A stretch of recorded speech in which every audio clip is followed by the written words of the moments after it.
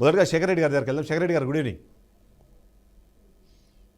Sir. Good evening అండి మీకు, అలాగే రవికిరణ్ గారికి అండ్ బీఆర్కే న్యూస్ ఏంటి మీరు ఏమైనా కూడా very good evening sir. Yes స్వరం ఏమైనా మార్చారా? 3 రాజధానుల నుంచి ఏకైక రాజధాని, అది కూడా అమరావతికి ఏమైనా షిఫ్ట్ అయ్యే ఆలోచనలు ఏమైనా వైఎస్ఆర్సీపీ పార్టీ ఉందా? బొత్స గారి వాళ్ళు మాట్లాడిన పద్ధతి చూస్తే ఏదో ఆ పునరాలోచనలో పడ్డట్టుగా అనిపిస్తోంది.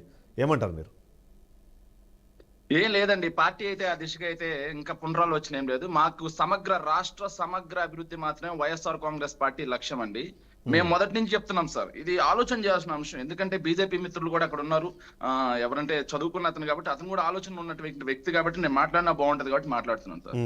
సో ఏదైతే సార్ పచ్చటి పంట పొలాలని ఏదైతే కాంక్రీట్ జంగిల్ గా మార్చడం అనేది ముందుగా ఆహార భద్రతకి ముప్పు వాటిల్లుతుంది సార్.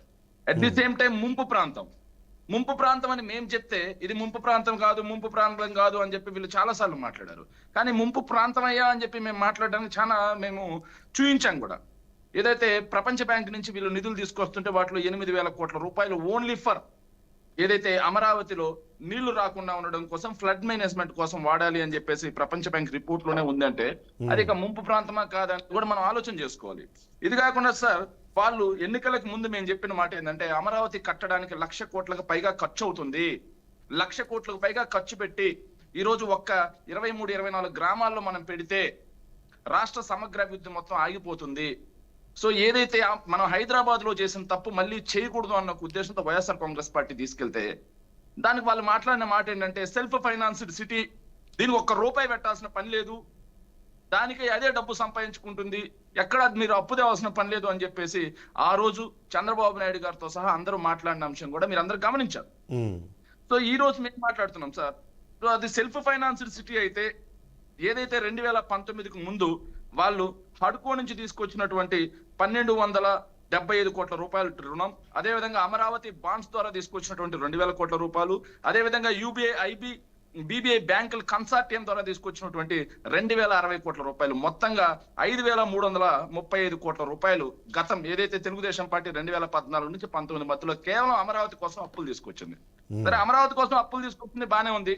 2014 నుంచి 19 మధ్యన 4,170.78 కోట్ల రూపాయలకి పనులకు పిలిచారు టెండర్.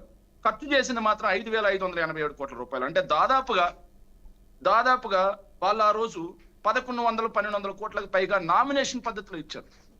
రైట్, 1,100 కోట్ల రూపాయల వరకు నామినేషన్ పద్ధతిలో ఇచ్చి పేమెంట్ చేసింది మాత్రం 4,318 కోట్ల రూపాయలు. సో ఆ రోజు మేము అన్నాం, కేవలం రోడ్లు కూడా వేయకుండా ఈ రోజుకి భవనాలు పునాదుల్లో ఉండగానే మీరు దాదాపుగా ఎంత తెచ్చారు? 5,000 కోట్ల రూపాయలు రుణం తీసుకొచ్చారు. కేంద్ర ప్రభుత్వం నుంచి 2,000 కోట్ల రూపాయలు డబ్బులు తీసుకున్నారు. ఇప్పటికే 7,000 కోట్ల రూపాయలు అయింది. కనీసం ఒక రోడ్డు కూడా పూర్తి చేయలేదు. దీన్ని పూర్తి చేయాలి అంటే 1,00,000 కోట్లకు పైచిలకు కావాలి అంటే సెల్ఫ్ ఫైనాన్స్డ్ సిటీ అని చెప్పి మళ్ళీ ఈ రోజు సార్ ఏదైతే ఈనాడు పత్రిక సార్, ఇది ఈనాడు పత్రికలో రాసిందే సార్, ఆంధ్రజ్యోతి పత్రికలో రాసింది సార్, నేను చూపిస్తాను. జై హో అమరావతి చూడండి సార్. జై హో అమరావతి అనే పేరు మీద వాళ్ళు ఏం చెప్పంటే రాజధాని అమరావతికి 6,000 కోట్ల నిధుల రూపాయలు కేటాయించారు. రాజధానిలో 41,000 కోట్ల రూపాయలతో ఏడీబీ, ప్రపంచ బ్యాంక్, హడ్కో, కేఎఫ్డబ్ల్యూ వంటి ఆర్థిక సంస్థలతో అప్పులతో పనులు చేపడుతున్నారు. ఆల్రెడీ 41,000 కోట్ల రూపాయలు కేవలం ఏడాది తిరగకుండానే అమరావతి కోసం అప్పుగా తీసుకొచ్చారు. అంటే ఇక మేము చెప్పిన మాట వాస్తవమా కాదా? 1,00,000 కోట్ల రూపాయలు డబ్బు తీసుకొచ్చి కేవలం 23 గ్రామాల్లో పడేసి సెల్ఫ్ ఫైనాన్స్డ్ సిటీ అంటే మిగతా రాష్ట్ర ప్రజల పరిస్థితి ఏంటి? రైట్, అది మేము ఆ రోజు అడిగాం, క్లియర్ గా అడిగితే సెల్ఫ్ ఫైనాన్స్డ్ అన్నారు. మరి సెల్ఫ్ ఫైనాన్స్డ్ అన్న వాళ్ళు ప్రపంచ బ్యాంక్ నుంచి ఎందుకు అప్పు తీసుకొస్తున్నారు? డాలర్ల రూపాయన తీసుకొచ్చేది రేపు డాలర్ల రూపాయనే కట్టాలి. ఈ రోజు 86 రూపాయలు ఉన్నటువంటి డాలర్ రేపు 100 రూపాయలకి వెళితే రాష్ట్ర ప్రజల నెత్తిన ఎంత పిడుగుబడిపోతుంది? ఇది కూడా ఆలోచన చేయాలి సార్.